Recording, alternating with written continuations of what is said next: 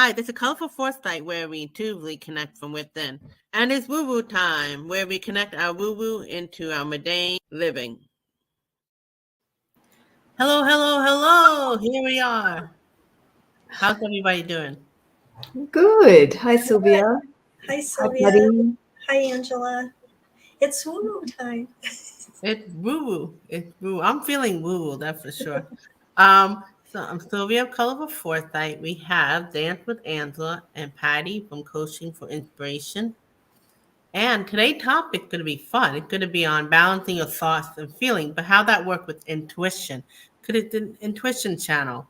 So this inspiration is from their podcast, Patti and Angela, Building Better Relationship. It's in a link below. In the description below, you'll see the link.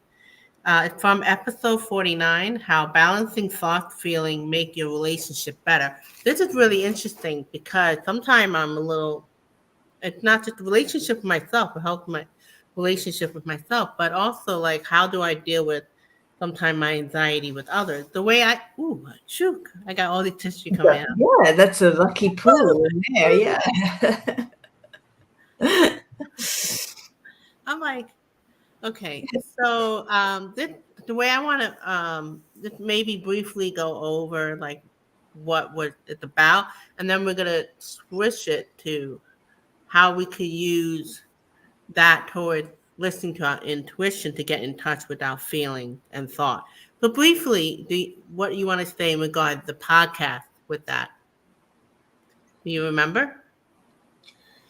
So Angela and I talk about balancing our thoughts and feelings, and we bring up all kinds of different examples of it in the podcast, and how we have dealt with our thought process throughout our life and different experiences that we had, and what we could have possibly have done better, and how thoughts within our mind can cause stress and overwhelm and all of those things and put you down a path that you don't want to go. But then there's self-reflection and thinking about where do you want to go, and are you really thinking possibly clearly about the situation, and how to balance those thoughts or learn that life lesson and not be overcome with the anxiety or overthinking thoughts. Yeah, I'm going to say, I remember one part of you were talking about, like, this is a perfect example. That's how I want to go through with this video. It's like a lot of people are overwhelmed. And so they're overwhelmed. They're busy with life and stuff like that. So they're kind of like not in touch with their thoughts and feelings. And you gave like examples, and that's something you can listen to. It's more psychological as well as intuitively. But I want to work on, there are times where I'm so like not in touch with my feeling and thought. And because I am working on my intuition, sometimes I just go right to my intuition. I also think that the imbalance when I just focus on my intuition, not grounded enough to go with like the common sense, grounded way to connect with your thoughts and feeling versus just go with intuition. But a lot of time I just listen to my intuition because it's like the inner wise self, that's why I connect from within. So I don't think it's a bad or good thing, but I think a little bit of everything is always good, to be grounded. So what are you thinking? Wait, before we go further, can you quickly go over your Dance with Joy thing? Because it's something Patti and I both join. And then Patti will briefly go over what she's doing. Yeah, so Dance for Joy is an online class. It's 8 o'clock New York time EST on Sunday nights, or in Australia, 10 o'clock on the next day. And it's all about, it's a bit more of that grounding, getting ourselves back into our body. And I do teach intuition in the class, but it's more, how do you feel? So it's more sensing the space around you and understanding how in dance we can feel the space and ourselves in relationship to that. and using some dance moves to just have fun and feel your energy expand out into the world. So it kind of is a really good way to balance our thoughts and feelings. So if you really want to try, just join us 8 o'clock Sundays EST time. And thanks, Silvia. So you can go to Dance with Angela, and the link is on the website as well, and my YouTube channel. I'm gonna also put in a comment on not in the description, in the comment, and pin it. This is something great for, like, what I like about it, it's not only convenient of online, but it's for everybody. Like for me, movement, for any age, physical, for most physical situations, things like that. I want more joy. That's something I want to bring into my spring, summer. So this is like a new thing for me. So I'm very excited about that. What's going on with you, Patti? Well, I wanted to also say about Dance for Joy as well. I did it last week. Angela's classes, you can do it once or every week or every single time. Just register for it. And so I did it last week, and it was just amazing. I was so calm and relaxed, and she made it so easy to follow and to do your own thing at the same time. It was just so wonderful of feeling like the experience of the moving and how calm and peaceful it was, and fun. It was fun too as well. Yeah, really. That's why I like it. It's good for a beginner to advance. It's how you apply to it. But Patti, what's going on with your work-life balance work? Well, as you all know, I'm a leadership and work-life balance coach, and I work with my work-life balance affirmation cards, and I coach people to really figure out what they want in their life and to achieve it. And throughout your life, I also have a work-life balance plan that people can. It's a 21-day, you get 21 days of email, and it's a workbook. And you make a work-life balance plan for you, and you can keep reusing it throughout your life because different circumstances come along and you have different needs and wants that you want to achieve. So for me, I'm doing one-on-one coaching, whether you need leadership coaching or life coaching or work-life balance coaching. So that's what I'm doing right now. I also have a podcast called it's 5 to 7 minutes, and it's for managers and supervisors, and it's kind of like a tell it like it is and ask a lot of questions for self-reflection about situations that really happen in work, and sometimes it is triggering. I was just working on that before coming on here, and I realized, oh, wow, this one's going to probably be a trigger for people. Wow. Yeah, just give me that link. Me. Yeah. But it helps people. Oh, sorry, Sylvia. No, go ahead.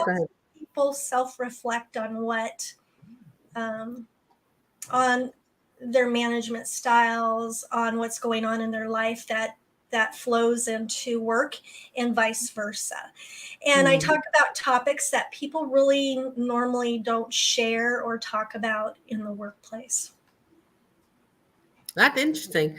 You definitely have to add that link to the comment somewhere. Okay, And thank I'll you. put it in the description. So that's a new one. New. Both new things. Dance with Joy and 7 minutes of telling it like it is. Situation. So Well, that's questions to self-reflect and situations telling it like it is. You know what? If they're trust, it could be a welcoming thing. Especially not directly to you. It's like you're talking about it, so they can work around that. So that's perfect. And sometimes people just some people just like that. They don't want all the fluff. They just want to hear it directly. And I think that goes back to your thoughts and feeling. Could my thoughts and feeling because we're talking about balancing. It could be like swirly. And I'm like, where am I at? I can't really get in touch. Maybe I'm not connecting my body and doing body movement. So that's when I tend to go in my intuition. But if I'm too much in my mind and too emotional, I may not hear my intuition. But that's why sometimes I do different tools. I'll, affirmation card or oracle. But I wanted to try something different with a new format where we'll put the card toward the end and just talk about, because everybody utilize the intuition differently. They might never use the card or anything like that. So let's talk about, so let's say you're in a situation, right? You're overwhelmed, you're overloaded, but you are a student of spirituality and you do work on your intuition. So you need something quick. You need to get your information. You need like insight. So, it could be like, what's going on in my thought? And then I'll listen to my intuition. How you work with that, Dan? Dance with Angela. With dance, no, I can't always dance. Well, actually, yeah. You just dance along while your grocery shop, Well, actually, a long time ago, that's how I used to do it. I used to dance to balance my overwhelm because nothing could really move that energy out of my body. And then after the dance, it was gone. So that made me go, that's different. Why? Now that thing I had in my brain is gone. So that's why I kept going with the dance, because it did balance a lot. I'm really fascinated, like what you're saying about feelings, thoughts, and intuition, and how they're different. Yeah. And how the thoughts, for example, if you have negative thoughts, they can come back and keep going. And that's usually I'm not sure if we put it in the podcast, but I think we did. We looked at how if your thoughts are going into overwhelm, there's something trying to get your attention. But like you said in the beginning, Silvia, we tend to run away. In overwhelm, we tend to get more busy or try to keep up with life and do more instead of sitting and thinking. And for some of us, sitting still and connecting to our intuition, that's not a natural thing either. That's why with the dance, I would find that I had to move something out of my body to get rid of that cycle of the negative thoughts. You were bringing up the physical. I guess that's why people sometimes shock with themselves with a cold shower or ice water. And that's why people take walk or they go to the gym. Cause I know that used to help with my anxiety. It's like, because I'm focusing on the physical, I'm not here. And it may be not necessarily connected to my emotion, but it released it. So that's very interesting. What comes to your mind when you hear all this, Patti? Yeah, I know that I would take walks when I needed to get something out of my mind. And I talked a lot about, I used affirmations to try to switch me from spiraling negatively to going to a calm, positive mindset. And then the journaling too. Journaling about the situation and then brainstorming about solutions helped me take away from the spiral. But intuition, for me, I like to be quiet and let it come to me and pray about it and all of that. Pray for a solution. For me, when I'm having intuition, it like comes to me like a thought in the mind, a feeling that redirects me in the right direction. When I don't listen to it, that's not good from my experiences. But that's how I connect, is with quiet music, prayer, and things like that. But everybody connects differently and everybody gets intuition differently. But that's kind of how I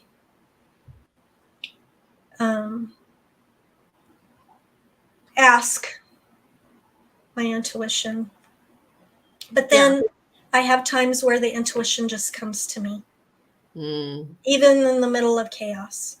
Right. It's like telling me, you know.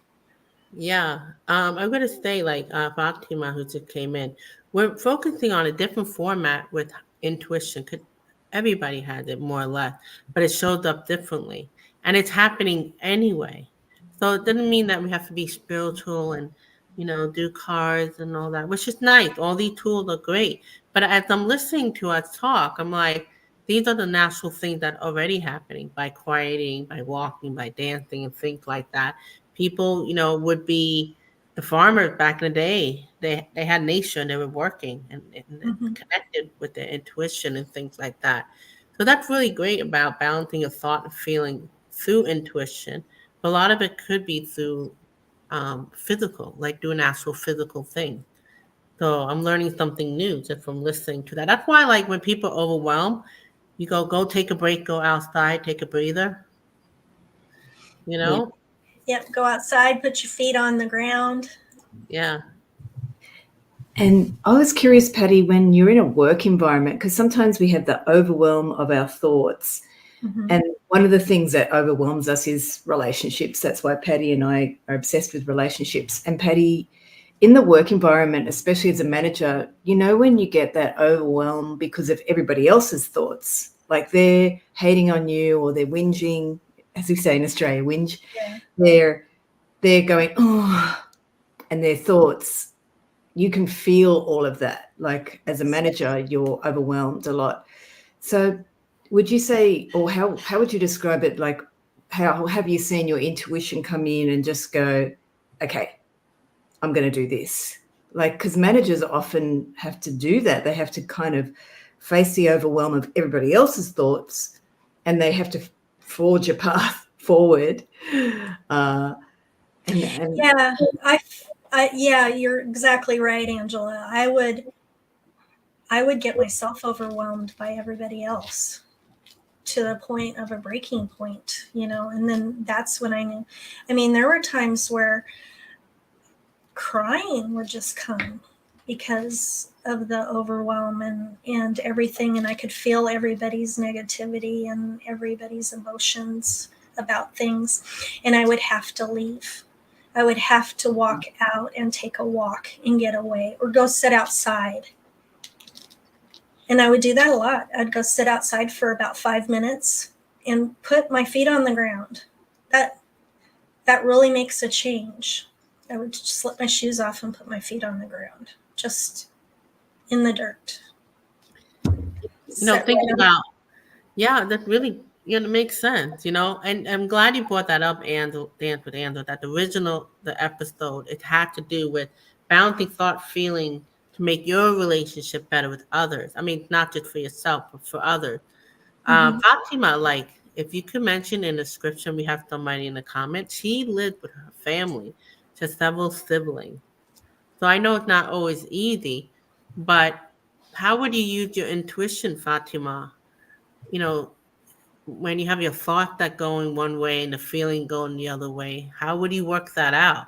So if you have any ideas or just share with us in the comment. So now that I'm asking you that, with family in the house, stress, sometimes I do escape. I'll run and go in the room. No, really. Well, I'll do things that not helpful. Um, but it depends on the day. Sometimes I'm able to communicate with them. So that's a really good question, because if my mind too active, um, my intuition goes out of the window.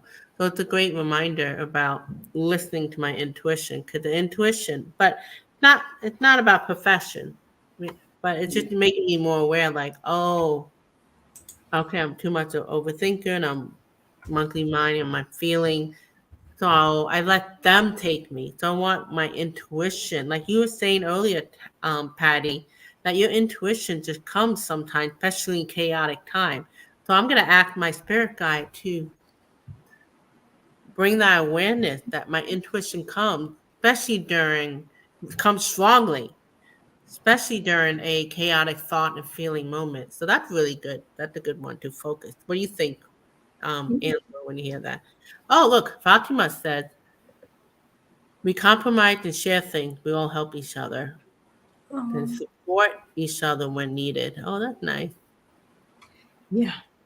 Yeah, because your family are a reflection of you. So sometimes I have this a lot, but my family act out my overactive thoughts or my unbalanced feelings because we're the same DNA. So it's basically the same thing, just reflected in a different format.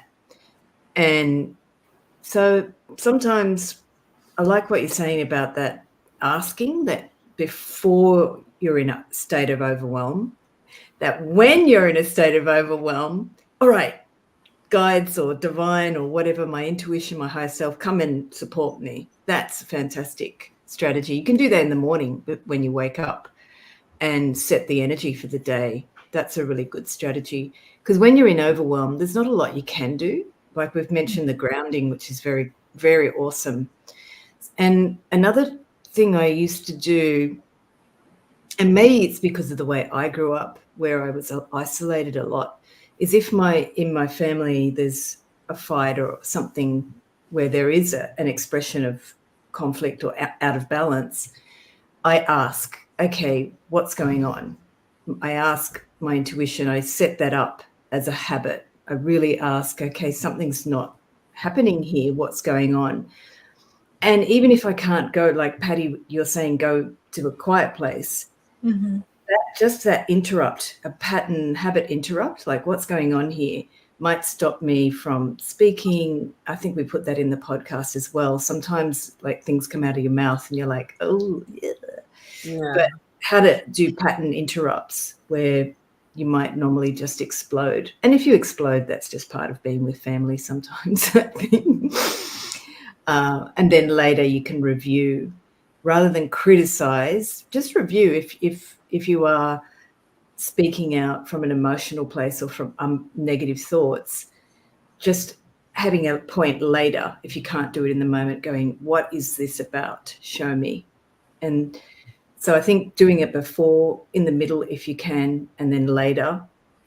And then because I set that habit up, where if I have an explosion, I ask later, what happens is that my relationships start to flow, because I'm not just constantly saying, I'm not blaming the other person, which was a very strong habit in my family. And I think it's easy to blame others and not to ask your intuition.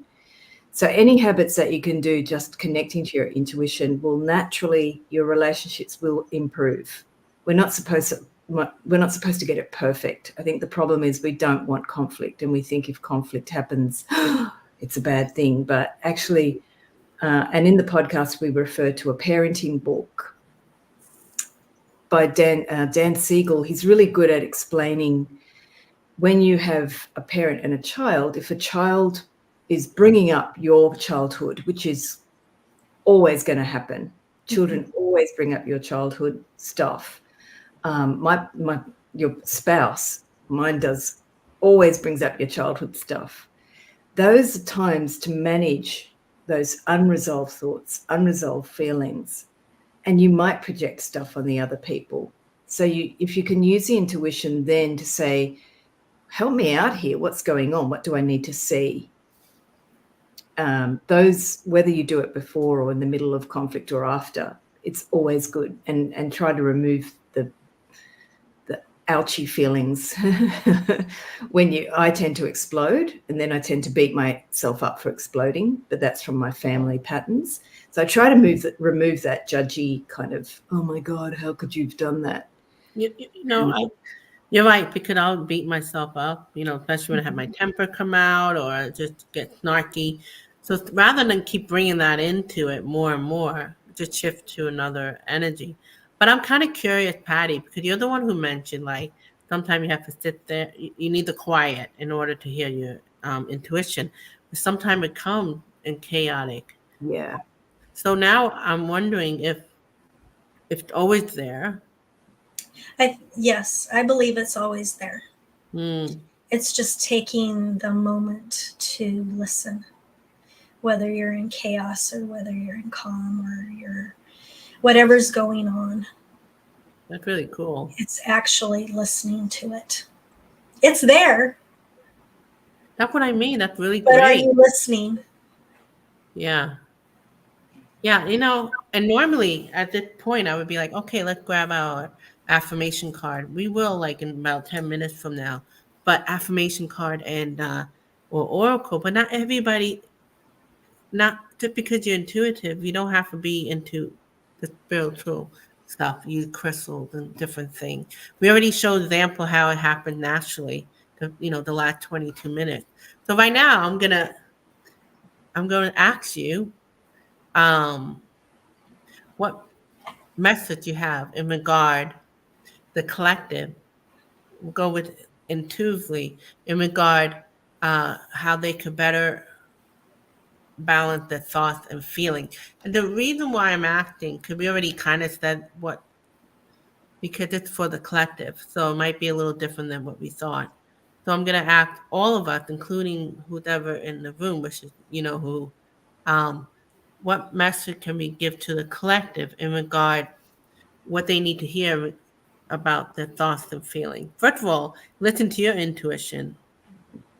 You don't have to just listen to us, but since we're having fun with it, okay. So I need to just tap in for a second, because sometimes it will shoot, like you said. Sometimes I hear it right away, but for some reason I have to tap in. So that's just the moment.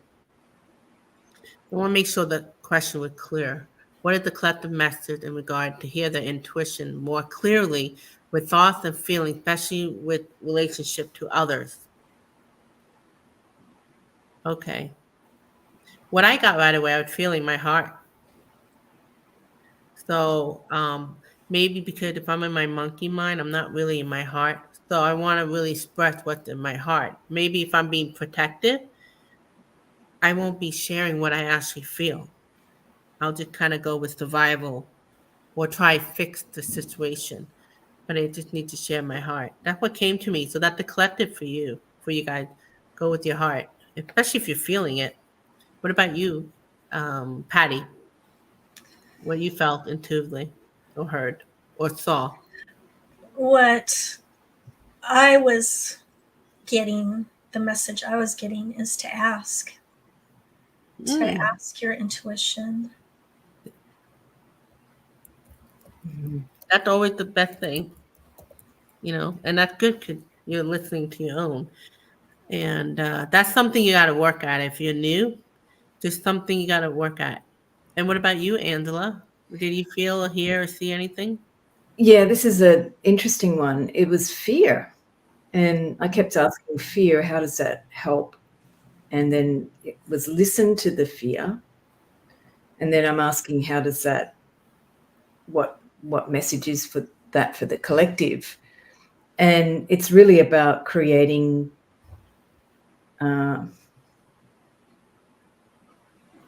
they just keep saying fear. So listen to the fear, because that's part of our collective. Yeah. Okay, now I got it. That's part of our collective. We're moving through a change right now. And so with the eclipse, everybody went nuts. And then some people kind of got psychosomatic. I got a bit of a cold. Patti had a cold. Everybody got different things that were moving through their bodies, or it was moving through their thoughts or moving through their emotions. But listen to what is happening for us as a collective, which is there's a lot of fear out there. And it resonates for me what Patti was saying as a remedy to that. Look, are you in chaos? Are you in calm? What's your state? Are you resonating with that fear from the collective? Because that doesn't have to be, that's not your intuition. So if you recognize that you are in overwhelm or fear, that's a big step, because you can then, some people don't recognize, they just go into the fear and they just dive into the collective fear. So that was interesting. Thinking when you were talking about that, fear sometimes motivate me because I don't know why, if I'm not listening to my intuition, maybe because my fear is involved. But then when you actually have the fear part, then I make movement. So some people work better through fear, through fight, flight. I would like to, nothing wrong with that, that's what it is, but I'd like to inspire where we keep working on what we hear our intuition, not only during fearful time, or have our intuition be stronger than our fear. I don't know. I'm working through this. But anyway, Fatima, who's in the comments, she mentioned, when I had an accident, I got hit by a truck. I had a fear of trucks. Mm. Oh, that's another thing. You know what? I had a car accident back in 1994 or something like that. To this day, if the car comes this way, I'm not thinking about it. I'm over it. My body will. So this is like I'm thinking maybe I need to maybe do Dance with Joy. I might make that a focus where that get released. But like a hypnotist or something, because it's so interesting after 20 years, it's still there. So fear is so like unconscious. But fear truck, so how could we apply that? Oh, she went to therapy and they wanted to give me medication. She said no. I said, we'll take time, it will go away. Hi, bad girl. Bad girl, nothing but a bad girl. What you gonna do? Yeah, sorry, that song is just That music, my name. I think that's my intuition. Just snap out of it, go dance and listen to music. Yeah. Which eventually did, thank God. So I did not need medication. I mean, it's still in me, you know, when I'm starting to, it's just so interesting how that's there. That's something I might actually work on this year to be more effective. Or maybe it'll stay there, but I'm not going to let it, like I still got to drive, Yeah. you know, that's another perspective. Like maybe we're not going to always get rid of the fear, but No, it's kind of there, and that's very powerful that you're still driving. I see the fear, I feel it, right. and you're still driving. Like a lot of fears, you can do hypnotherapy if it's a past life fear or a phobia is a bit stronger. You might need more if it's a phobia, but some of those fears, you just have to do it and then move through it, and then you're retraining your nervous system. I would think that happened in work situation, work life. As a leader or just a person, you have all these fears and you have to push it through. Mhm. And intuition would be great to have as your guide. Right? Like people will have to make a speech in front of like hundreds of people. You still got to do it. Push So maybe through. that how it could be motivating some way. That's really interesting. Fatima do not fear truck. That's great. That's good. You got through it. Yeah. Oh, you know what reminds me of? When I was a kid, I was afraid of Lido. And so I used to fight. So one time, the doctor, I was like fighting. I go, okay, you could do it now. He goes, I already did. And I realized I was making it just a fuss, you know? So You did didn't that feel change bummed your out? outlook in the future when you had a shot? Did it You know how change? you see on YouTube doctors, they have certain baby doctors, they know how to play with the baby. And they'll like play with the baby while like giving the needle at the same time. The baby don't even notice. Crazy. I guess it's somehow working with relationship. You know, if you're in a relationship, you guys both in a relationship. Don't you have to dance around like a bad mood with your spouse, or like you have to work around dance? I mean, well, everything. I can see you dancing. No, but you have to dance around um an awkward situation, relationship. How Yeah. that work? How you use your intuition with that in that case? Mm. Yeah, I know there's times where I'm told, don't say that. Oh, Good Don't move. go Yeah. there. Don't do yeah. it. Don't bring up the. If you don't Especially listen, want to bring up it's something not snarky. good. You're being told, don't say that. That's not going to be taken very well. And that's why I say you listen to your intuition, because you don't That's a want to good go one. down that road of not listening. That's what the partners are great for. Okay. No, don't speak. Don't speak. I have another thing connected to, like, don't say that. I ask, and this came from doing readings, what do I share, or do I share that? So, you know, when you do a reading for someone and you see something, and you're supposed to ask as a intuitive, Should share. yeah. Yeah. And if you get a no, don't. And so I use the same strategy with my partner. And sometimes I go, okay, help me share this to my guides, or what do I share? Because, yeah, you don't want to wake the beast. Yeah. And I know that there are times like when Angela and I are doing a podcast, or I'm doing my own podcast, or I'm writing on my blog, I'll ask, what should I say?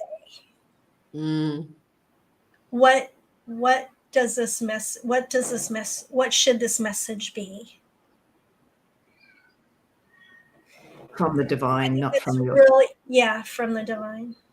And asking, because you want to, there's a message that you need to deliver and not the wrong message. So you want that out there right. So I'll spend time asking, just like what I was talking about a little while ago, writing for the podcast, right? My thoughts of what I'm going to talk about in the podcast. And several times I stopped and I said, should I really be saying this? And I was told yes. I was told yes, it needs to be said, not to change it. Because sometimes, you feel that uncomfortable. Should this be shared or should it not be shared, like Angela says? Because you're uncomfortable with it. But it needs to be said. Right. Wow. And sometimes with your partner, like, I get intuition to say, yes, say this, and then an explosion happens. And I'm like, thanks, guides. Like, thanks a lot for this. Yeah. Now what if, and that's where I have to go through the fear and just go, all right, it was supposed to be for a purpose. I don't know. I was supposed to share this, and so be it. In your relationship. Yeah. Bring something out. Talk about something that you didn't want to talk about but needs to be said, right? Yeah. To make your relationship stronger. Yeah.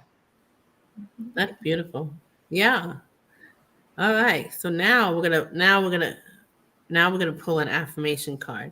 So I like that the first 35 minutes we just went with our intuition, because some people just feel it. They may not know anything about the intuition stuff, and they're probably the most intuitive. So Patti has her affirmation card. Yeah, I You have want them to right pull? here. All right. What's the message for the collective in regard being better at their intuition to navigate through their thoughts and feelings, especially in relationship with others?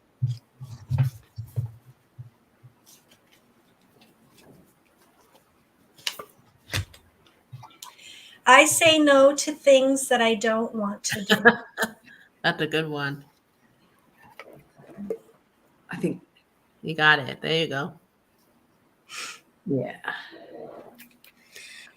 So think about why that card might have come up for you. It could be there is something that you need to say no to that you really don't want to do, and you're afraid to say what you need to say and say no and let somebody else take over that responsibility or that action or whatever it is.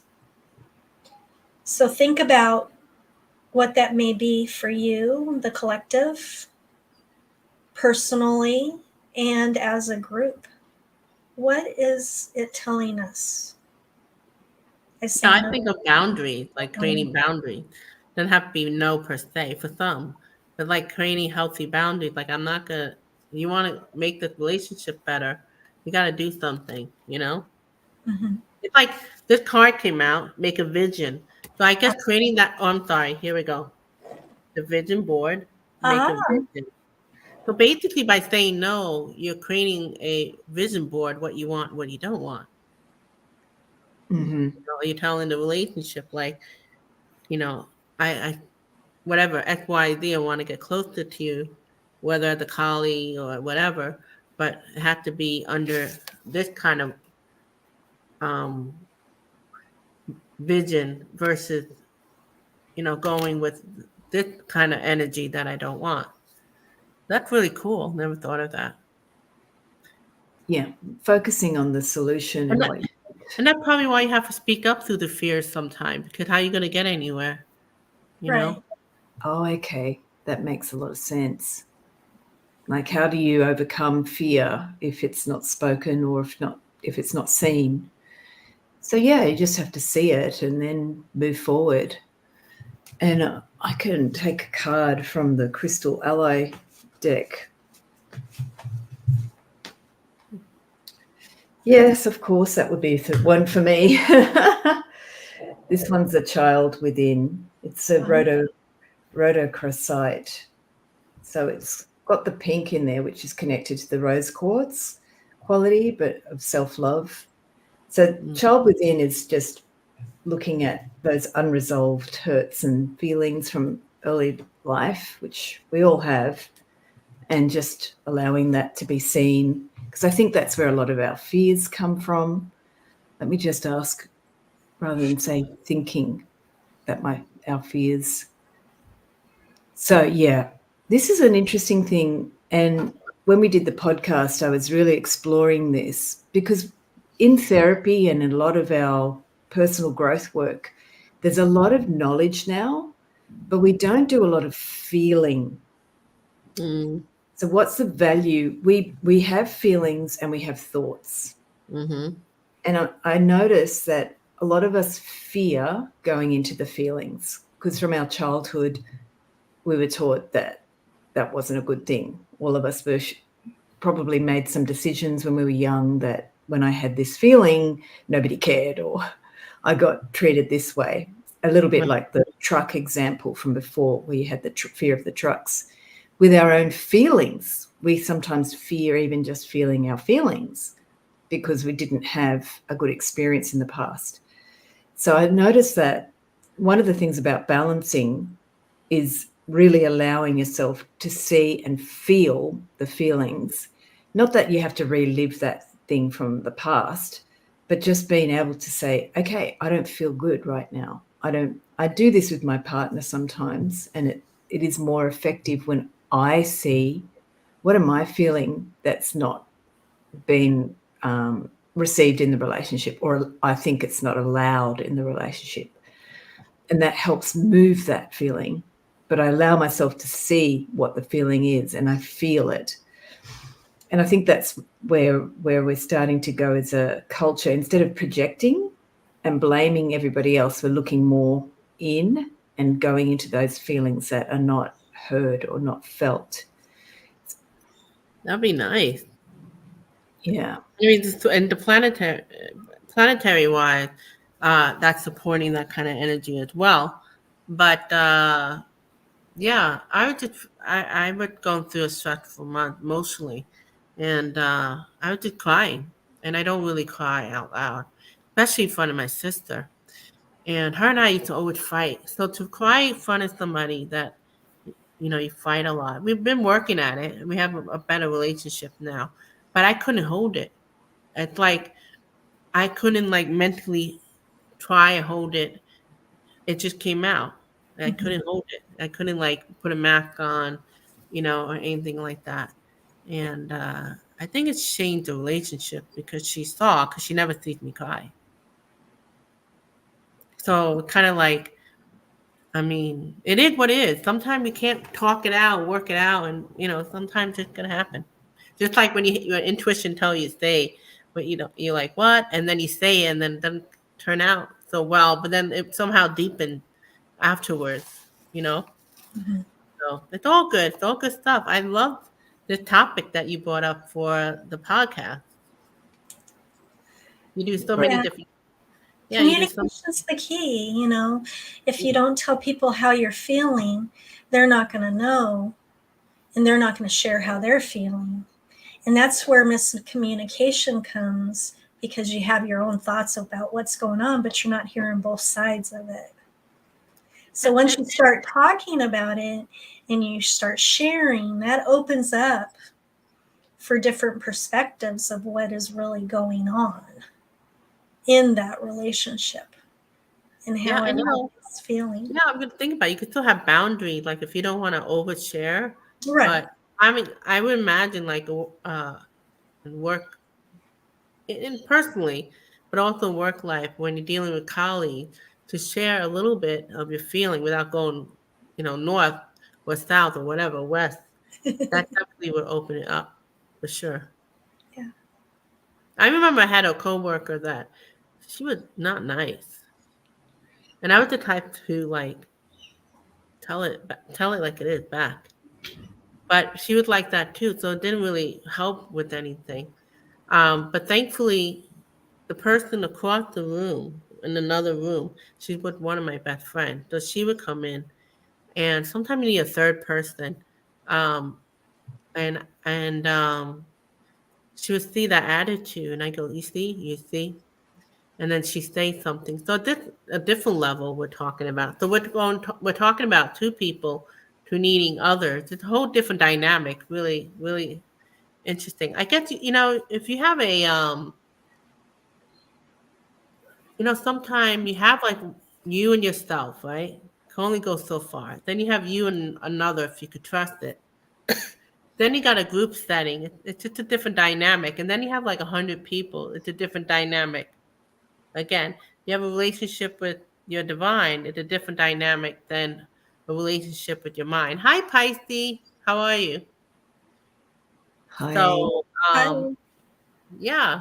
So there's so many different relationships with yourself and with others. Anything come to your mind before we wrap this up? What I just said? Yes, sometimes those different relationships, like you're saying, have a different dynamic. Yeah. So if you have a third person, they can influence and change. So if you imagine that if you have 100 people, how many dynamics are in that and how complicated that could get? And for me, what you're saying is that it implies that the intuition is kind of necessary to balance, because you're picking up all this stuff. You could be just bouncing off thoughts and bouncing off feelings from other people. What's yours, what's theirs. So our intuition is kind of what we're supposed to be working on to help us navigate, I guess. The intuition, when you really work at it, you get to a point where you trust it more than you not trust it.